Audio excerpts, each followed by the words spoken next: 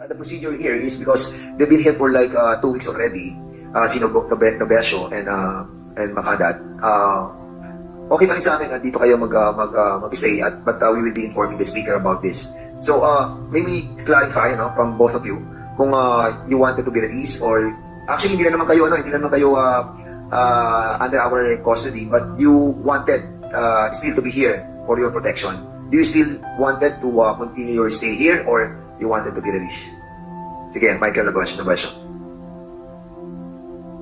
Sir, good afternoon po. Para din po sa paligtasan po natin, sir. Kahit dito lang po muna ako, sir. Okay. How about si Makadat? Good afternoon po, Mr. Ken. Parang po sa akin, ikaw nang po lumabas. Ano na? Again? Kung siya man lumabas? Opo. Ano na? Okay, so we will be well actually we can allow that, no? If you wanted to be out, no? We'll just have to remind you that under Republic Act I think 6981 yung witness security protection and other benefits that will be given to the witnesses are in line, no, with what we are doing right now with both of you. And we can provide yung mga benefits, not the whole benefits, but I think yung mga medical, dental, that can be provided by this house. And it goes along also with our members of the PNP, no?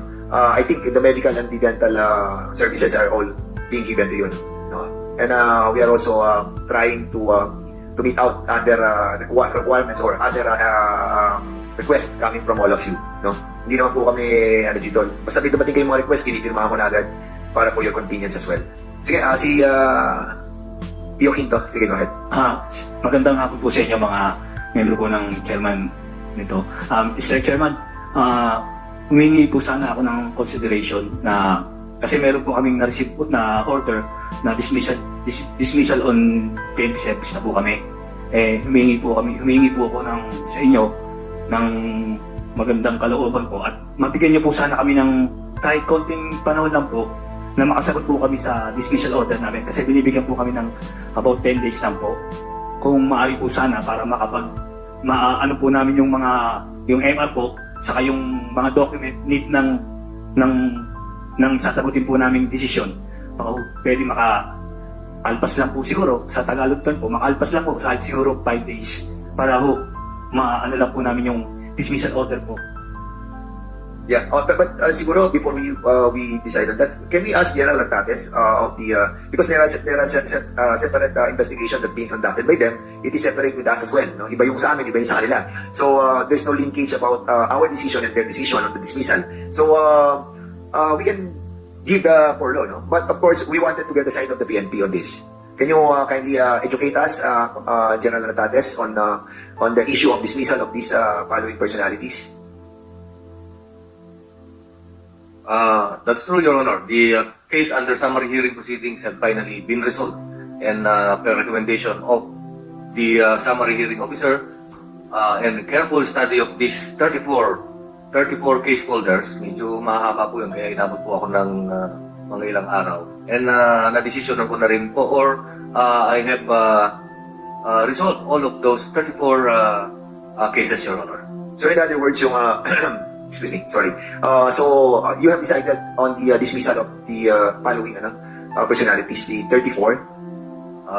For the information of the Honorable Committee, out of the 34 personnel under the summary hearing personnel, 10 po doon ang penalties, dismissal from the police service. And this dismissal, grave offense po yun, dismissal, it is immediate and executory.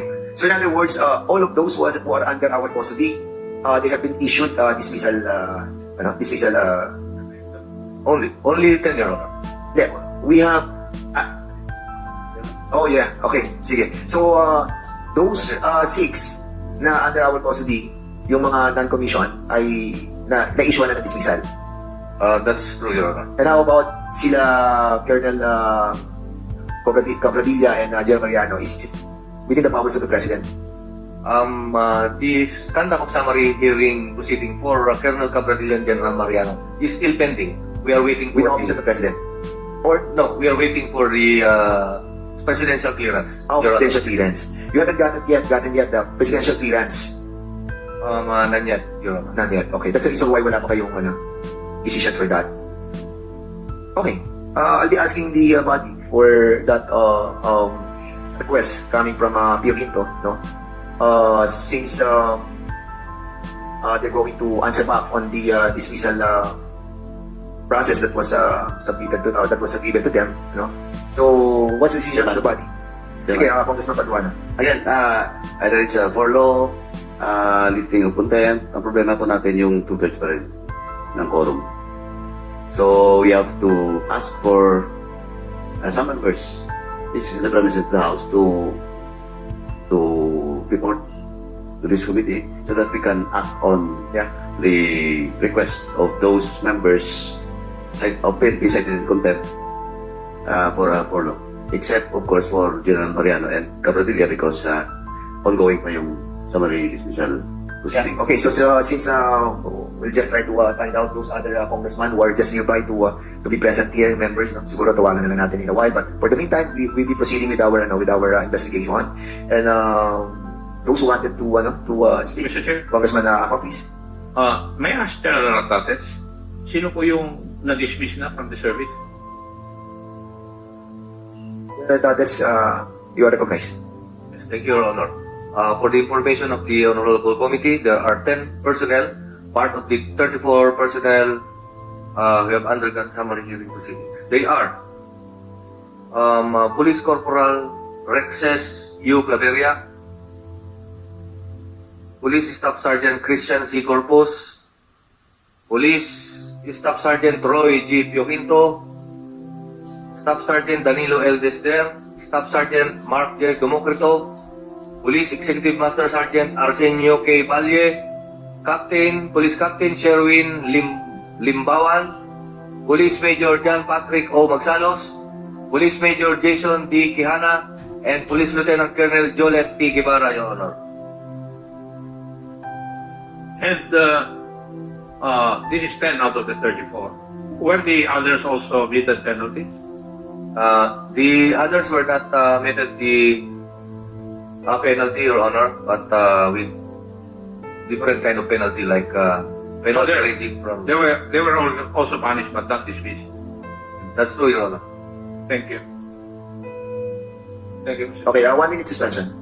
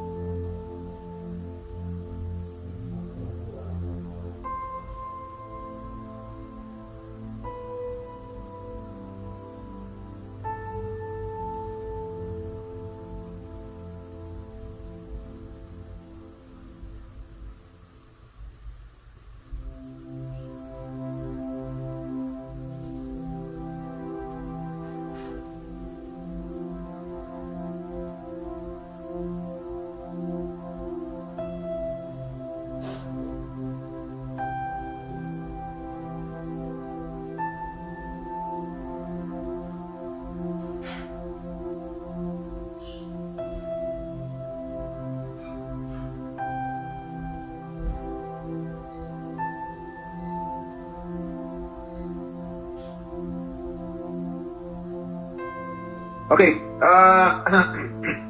Again, sa issue po nung kulang kasi tayo ng quorum. So, in accordance with what we have discussed, we will be asking ang ating pong SecGen to increase the use of cellphone hours from 8 in the morning up to the afternoon ng 4 p.m. So you can discuss it with your lawyers. But yes, so sa kayo pagbisita po ng lawyers ninyo, we will be allowing the hours that they will be enjoining our members of the PNP who are our own custody. So basically, makakausap niyo po yung lawyers anytime dito po sa sa Congress, no? And with regards to the position ni Makadat, you have to execute a waiver, no? Mamaya kakausapin ka na ng COMSEC namin. If you really wanted to be out of our custody, you can do so. But you have to execute a waiver, no? Kasi alam mo, medyo, syempre, hindi natin malaman kung sino yung mga kalaban nyo talaga. Chinese group ba yan, yung mga sindikato nila, or even in your own group, when you started to negotiate this pre-planned operation. So, we will be asking you, to sign a waiver, para sabihin na you really wanted to get out from our custody. Yes po, Your Honor. And naman kay Michael Nabesio, so we will still acting in accordance with the Republic Act 6981, 6981, with regards to the custody of your person, no? So don't worry, we will be giving you also some documents pertaining to this discussion. Okay, so members who wanted to kung wala na po tayong pag-usapan, Congressman Busita, you wanted to say something or? Oh, yes, Congressman Busita, please. Yes, good afternoon, Mr. Chair. Actually, Mr. Chair, may darating pang members naman. Just in case lang na kailangan. Thank you, Mr. Chair. At ano sinabi mo? Okay. So there's a Congressman Erwin, you want to move for that adoption ng ating mga diniscuss dito?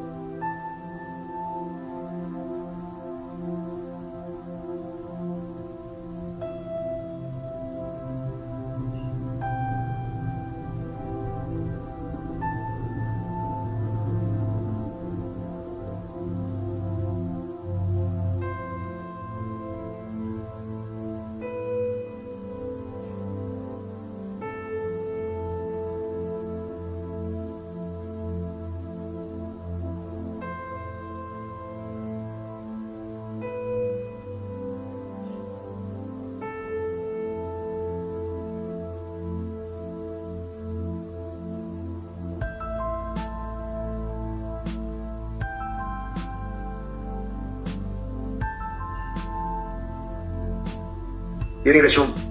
Okay, so this committee will be tackling the issue of the recommendation of the body with regards to the resolution number 4171. Tama? With Congressman Ako. And basically, I have submitted to the Viber group, chat group natin, yung recommendation.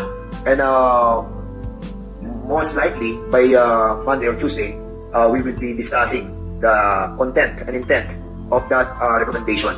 And then it will be in a form of a committee report, which will be adopted by this committee next week. And thereby, if it is going to be adopted by this committee, the contempt that we issued will automatically be through a motion. Or if it is already approved in the plenary. Okay. So our predicament right now is the access to cell phones and lawyers. So we will be allowing that through a motion by Congressman Erwin Tulfo in a while. But upon approval of the recommendation of this committee next week, and if there will be a motion to lift the contempt, then you will be released on the next hearing.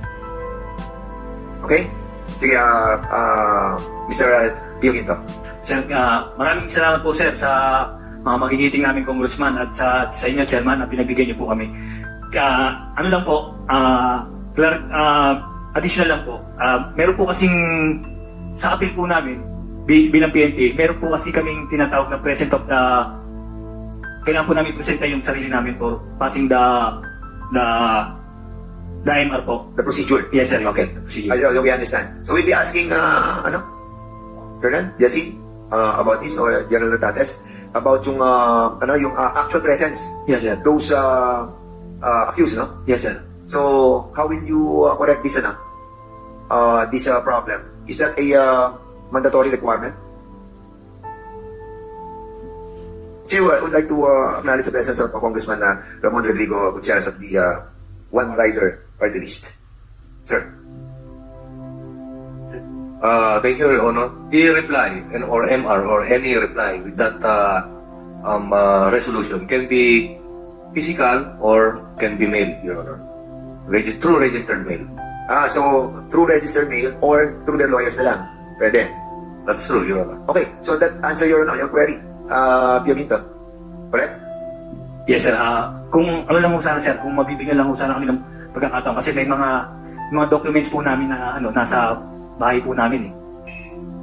Kung sana po sana, ang hinihiling ko lang po sana, di ko po hinihiling na malip yung ano po namin, yung content po namin. Yeah, okay. Mabigyan lang po sana kami ng a certain days o na makapag-comply dun po sa MR na gagawin po namin. And then, I promise you, nangako po kami sa inyo na babalik kami sa takdang araw na ibinigay niyo po sa amin. Kung mamarapatin niyo po, Your Honor. May asawa ka ba, bro? Meron po sir, anniversary po nga namin ngayon eh. Medyo natouch naman ako doon. Mr. Chair, Congressman, ako. yung po bang request ni Sergeant Pioquinto would be true to the 9 others? Hindi, I think with the General Ratates, you can answer pa. Yung bang position ni Sergeant Pioquinto, parehas din ang position ng mga iba, yung 9? If I may, Mr. Chair. Siguro, we'll be asking, is it true? Is it the same predicament that you have, Colonel Guevara? Yes, Mr. Chair. If I may add, Mr. Chair, we've been also placed for restricted custody for all 3 months already, Mr. Chair. So it's been almost 4 months for us na restrict. Talagang hindi po kami nakagalaw regarding our case and everything. So if through your compassionate heart, Mr. Chair, Hindi kayo parehas ni Sergeant Pioquinto. Dahil si Sergeant Pioquinto, kailangan niyang makauwi para ihandaan yung kanyang motion for reconsideration ng apila. Sa iyo, iba eh. same po, Mr. Chair. Hinatiran ko lang po. Alin? Same po, Mr. Chair. The same. Hindi ko alam. Pero when you file a motion for reconsideration, ano bang kailangan mo sa bahay? Kasi nagkakaso ako for 19 years. Pero wala akong kinailangan sa bahay. O up to the Supreme Court yung kaso ko. Anong kailangan mo sa bahay para makapag-file ka ng motion for reconsideration? Samantalang, abogado lang ang kailangan mo. Pulis din ako dati, iyo. At mas malala yung kaso ko kaysa iyo. Sir, yung mga dokumento po kasi na hawak ko, sir, nung simula po, sir, ng explanation, investigation, nakapay po sa bahay po namin, Your Honor. Mga succeeding documents po yun, Your Honor, para po sa NR ko. Baka kasi po kung iba po yung gumawa, maganda labo-labo po yung case file ko po. Yun lang po, Your Honor, salamat po. Mr. Chair, I leave that to the body or the wisdom of the committee already, Mr. Chair. Okay, so with that, no other members who wanted to give their comments? If none, we'll be holding that for a while, and we'll be asking our Mr. Chairman, yes, our after the request of Sergeant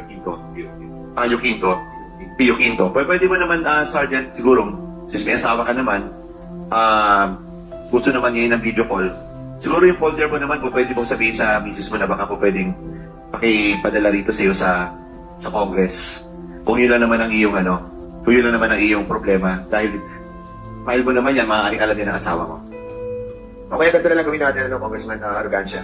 Actually, tama rin siya sabi ni Congressman Arrogancia. But we have a legal affairs as well in this committee, and in the House of Representatives. So we will be asking them for your request of Orlo.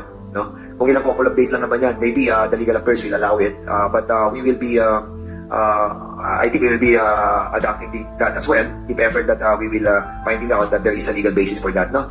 But I think, actually, we have the power naman to do that. But of course, we don't want to make a mistake as well. And that's the reason why we will be repairing this as soon as possible today. We'll be asking them to release a legal stand on this. Sir, fair enough. Maraming salamat po, sir, Advance Valentine's Day po.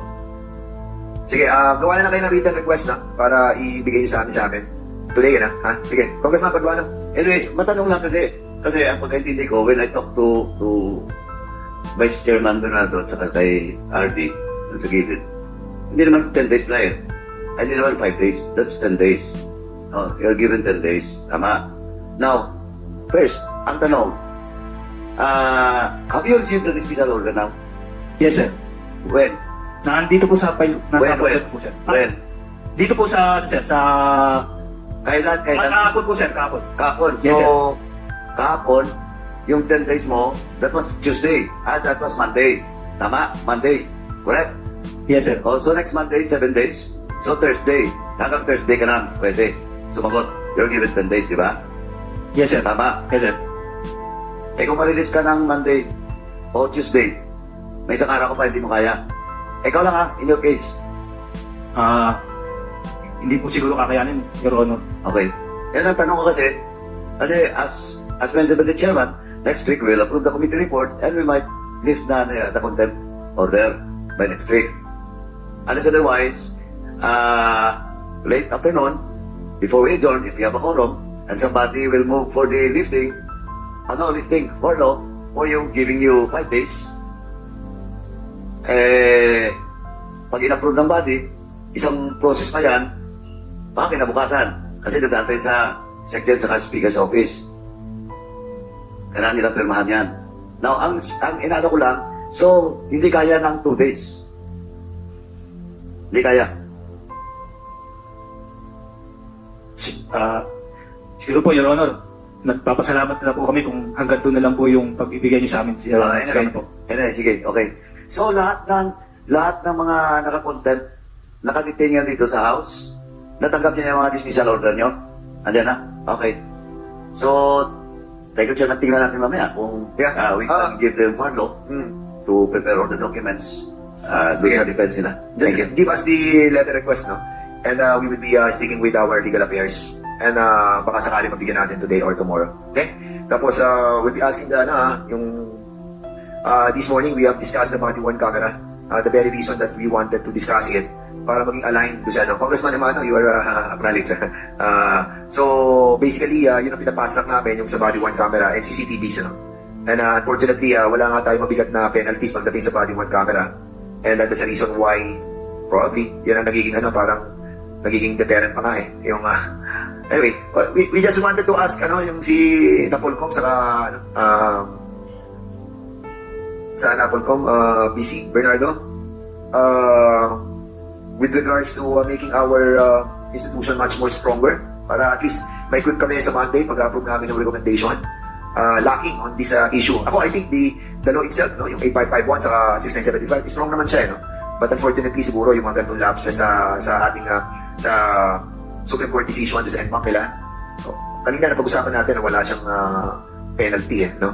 Baka ito yung nagiging reason, dahil nga pwede sasabihin mo lamang sa korte na nag-malfunction, ha? Hindi nag-malfunction yung body-worn camera, Di ba, kailangan mo lang mag-submit sa kanila na mag-function, That's it na, Tapos, kasi yung yung ART na lobat, So, those are the yung mga madaling gawa ng paraan ng mga operatiba natin.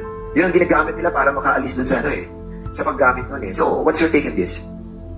Thank you, Your Honor, Mr. Chair. Yung sa usapin po na non-functional yung kanilang body-worn camera, nandun po kasi noon sa provision ng Supreme Court na without prejudice to the administrative and criminal liabilities. Doon po sa administrative, pwede po sila mag-fall doon sa simple negligence. Kung hindi nila ni-maintain yung kanilang body-worn camera, halimbawa hindi naikarga ng baterya, halimbawa yung hindi nag-maintain. Kaya hindi po rin tatama na masasabi nila na walang penalty. Kung sa administrative, inefficiency o incompetence, papasok po rin sila doon.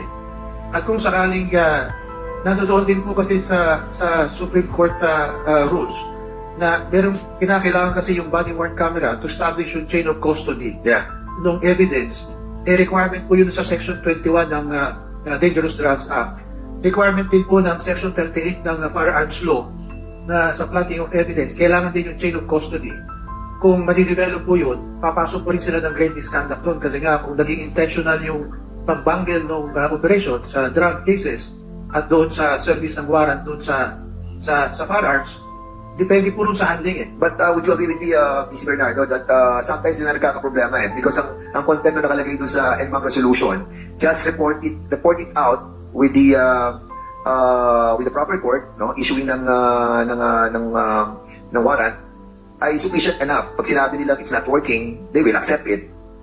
And that's a problem, di ba?